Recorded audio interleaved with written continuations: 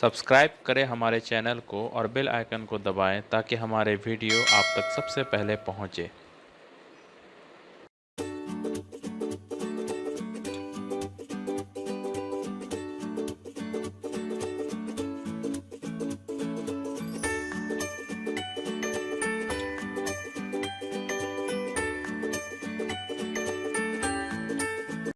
Hello students, आज एक और बेसिक चीज़ हम समझाने जा रहे हैं। केमिस्ट्री में पदार्थ आप समझते हैं ना, कोई भी चीज़ जो जगह छेदता है और जिसमें ओजन है उसको हम पदार्थ कहते हैं। Carbon dioxide, water, sodium, aluminium, ये सब पदार्थ है। तो केमिस्ट्री में पदार्थ को हम लोग या तो सिंबल से दर्शाते हैं या फार्मूला से। याद रखना, सिंबल जिसको हिंदी में संकेत कहते हैं, अब फार्मूला जिसको सूत्र। तो ये सब सिंबल है, एक एक करके रहेगा। HOCNA सिंगल रहेगा तो उसको सिंबल कहेंगे, और H2 एक से ज्यादा है तो इसको हम सिंबल नहीं कहेंगे, फार्मूला। ये फार्मूला हुआ, CO2 फार्मूला हुआ, सोडियम कार्बोनेट फार्मूला हुआ। याद रखना, अगर हमको हाइड्रोजन का सिंबल लिखना होगा तो H लिखेंगे, अब फार्मूला लिखने कहेगा तो H2, ऑक्सीजन का सिंबल कहेगा तो O, फार्मूला कहेगा तो O2। ये सिंबल हुआ, फिर CO2 फार्मूला है। याद रखना, सिंबल बताता है, रिप्रेजेंट करता है एटम को, परमाणु को, और फार्मूला बताता है मॉलिक्यूल का हिंदी अणु। तो अगर हमें हाइड्रोजन एटम लिखना होगा तो हम H2 लिखेंगे, और हाइड्रोजन मॉलिक्यूल लिखने कहेगा तो H2। ऑक्सीजन एटम, O को कहेंगे ऑक्सीजन एटम, O2 को कहेंगे ऑक्सीजन मॉलिक्यूल। ये कार्बन एटम हुआ, CO2 एक मॉलिक्यूल है, अणु, वो परमाणु है, ये अणु है। फर्क को समझिए। अब ये सिंबल जो होते हैं, ये सब का जो मास है उसको हम एटॉमिक मास कहेंगे, परमाणु भार, एटॉमिक मास। जैसे हाइड्रोजन का एटॉमिक मास 1 है, ऑक्सीजन का 16 है, कार्बन का 12, सोडियम का 23, इसे हम परमाणु भार कहेंगे, एटॉमिक मास। जबकि ये जो फार्मूला है इसे हम एटम नहीं बोलते, इसको मॉलिक्यूल कहेंगे, और इसके मास को हम एटॉमिक मास नहीं कहेंगे, मॉलिक्यूलर मास कहेंगे, अणु भार। उसके लिए एटम है इसलिए उनके मास को एटॉमिक मास आप कहना है, और ये मॉलिक्यूल के मास को मॉलिक्यूलर मास। और ये जो मॉलिक्यूलर मास है ये सम है, जोड़, SUM, सम, जोड़ है एटॉमिक मास का। फार्मूला में जो है उसका एटॉमिक मास का जोड़। जैसे O2 ये मॉलिक्यूल है, इसके मास को मॉलिक्यूलर मास कहेंगे, तो हम ऑक्सीजन के एटॉमिक मास को जोड़ेंगे 2 बार, क्योंकि फार्मूला में 2 बार O आया है। तो ये 32 हो गया मॉलिक्यूलर मास। ऑक्सीजन का एटॉमिक मास है 16, लेकिन मॉलिक्यूलर मास 32। वैसे ही हाइड्रोजन का एटॉमिक मास है 1, लेकिन मॉलिक्यूलर मास है 2। 2 H है तो 1 + 1। CO2 का मॉलिक्यूलर मास निकालना है तो C का हो गया एटॉमिक मास 12, और O2 है तो ऑक्सीजन का 16 × 2 जोड़ देंगे तो ये 44 जो आया 44, ये CO2 का मॉलिक्यूलर मास आया। एक और बात, ये जो एटम है ये ब्रेक नहीं करेगा, टूटेगा नहीं, लेकिन मॉलिक्यूल को हम तोड़कर एटम में अलग कर सकते हैं। तो ये बात तो समझ में आ गया कि एटॉमिक मास कहां यूज करना है और मॉलिक्यूलर मास कहां यूज करना है, ये तो समझ में आ गया। या सिंबल किसे कहेंगे और फार्मूला किसे कहेंगे, ये भी समझ में आ गया। अब यहां पर एक बहुत इंपॉर्टेंट चीज वो ये है कि एटॉमिक मास का यूनिट क्या होगा। तो याद रखना, the unit used for atomic mass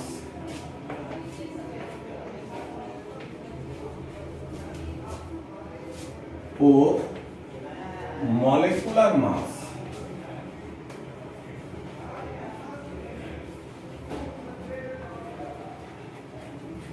is U use करेंगे। एक्चुअली ये AMU है, AMU जिसका full form atomic mass unit. याद रखना एक U बराबर होता है 1.66 इंटू 10⁻⁻24 ग्राम के बराबर। अब यहां पर ये जो एटॉमिक मास है वो यूनिट या मॉलिक्यूलर मास का यूनिट U है, और ये डिनोट करता है, ये दर्शाता है मास ऑफ वन एटम या mass of one molecule. Atom के केस में मास ऑफ वन एटम, एक एटम का मास को दर्शाता है, या मॉलिक्यूल के केस में एक मॉलिक्यूल के मास को दर्शाता है। जैसे यहां ये बात लिख दीजिए, it represents mass of one atom और मॉलिक्यूल। एक एटम या मॉलिक्यूल के मास को बताता है। फॉर एग्जाम्पल, एटॉमिक मास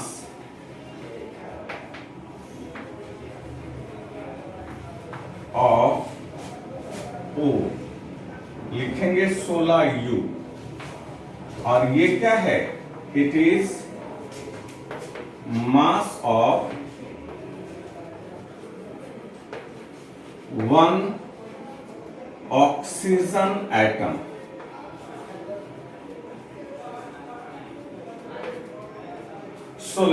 एक ऑक्सीजन एटम का मास 16U के बराबर होगा। उसी तरह से अगर हमसे कहे कि एक हाइड्रोजन एटम का मास कितना, तो 1U। वन कार्बन एटम का मास कितना, तो 12U। एटॉमिक मास में यूनिट जब U लगाते हैं तो वो उस पदार्थ के एक एटम के मास को दर्शाता है। उसी तरह से मॉलिक्यूलर मास अगर लिखेंगे, मॉलिक्यूलर मास ऑफ CO2 तो कितना है? 44। तो यूनिट जब U लगा देंगे तो ये CO2 के एक मॉलिक्यूल, एक अणु का मास को बताएगा।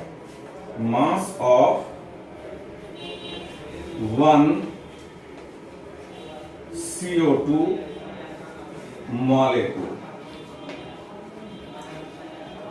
एक CO2 मॉलिक्यूल के मास को बताएगा। तो यहां पर ये इंपॉर्टेंट बात याद रखना, एटॉमिक मास हो या मॉलिक्यूलर मास हो, उसमें यूनिट यूज होगा U। और जब U यूज करेंगे तो वो एटॉमिक मास एक एटम का मास होगा, और मॉलिक्यूलर मास एक मॉलिक्यूल का मास कहलाएगा। अब अगर हम आपसे पूछें कि आप बताओ mass of one carbon atom कितना होगा, तो कार्बन एटम का जो एटॉमिक मास है उसको लिख देना है, यूनिट U लिखकर।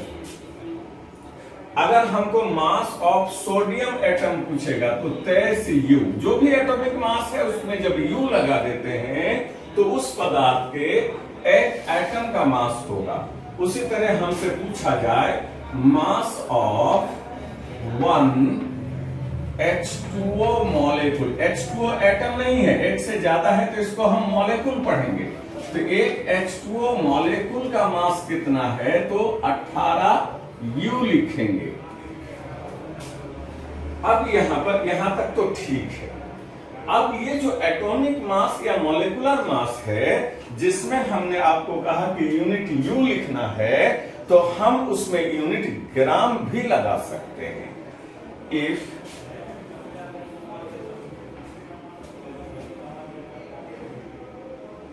atomic mass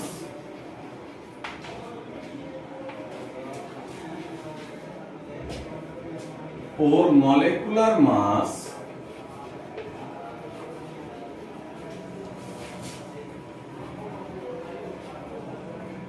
is written in gram, it is called gram atomic mass. Gram atomic mass, जिसको शॉर्ट में हम लोग लिखते हैं GAM, जिसका full form gram atomic mass, या फिर ग्राम मॉलिक्यूल के केस में gram molecular mass. Gram molecular mass को हम लोग शॉर्ट में लिखते हैं GMM, full form gram molecular mass. और ये जो ग्राम एटॉमिक मास है या ग्राम मॉलिक्यूलर मास है, ये एक एटम का मास नहीं होगा, ये मास होगा एक मोल एटम या फिर एक मोल मॉलिक्यूल का। इट रिप्रेजेंट्स मास ऑफ 1 मोल। 1 मोल किसको कहते हैं? तो 6.023 इंटू 10⁻23 को एटम्स और मॉलिक्यूल्स। अब देखिए, अगर हम एग्जाम्पल देखिए, अगर हम कहें gram atomic mass of carbon कितना होगा, तो हम इसका एटॉमिक मास लिख के यू नहीं लगाएंगे, ग्राम लगाएंगे।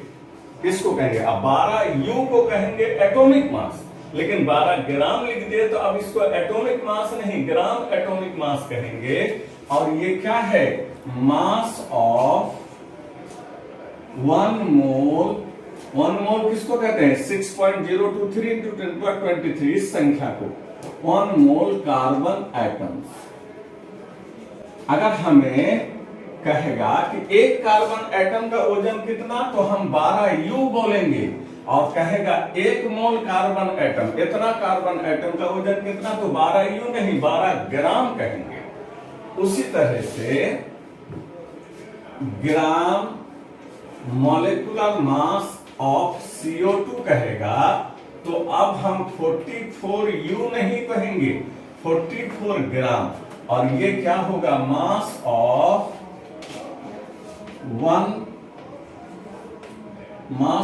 1 मोल CO2 मॉलिक्यूल्स।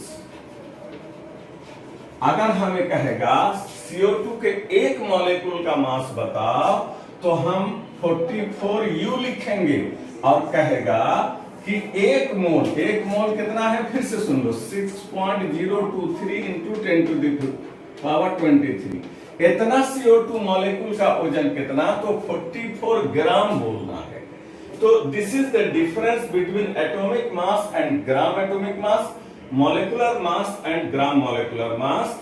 और ये कॉन्सेप्ट आपको अनेकों टाइप के क्वेश्चन बनाने में मदद करेगा, और हम आगे के वीडियोस में दिखाएंगे कि ये चीज याद रखकर आप कितने टाइप के क्वेश्चन बना सकते हो, जिसके बारे में तुमको आज तक समझ में नहीं आता। तो चलिए, आपको वीडियो कैसा लगता है हमें कमेंट कीजिए, वीडियो को लाइक शेयर भी कीजिए, ताकि मेरा मनोबल बढ़े और हम इसे और आपके लिए नए नए कॉन्सेप्ट को क्लियर करने का वीडियो लाते रहें। Thank you.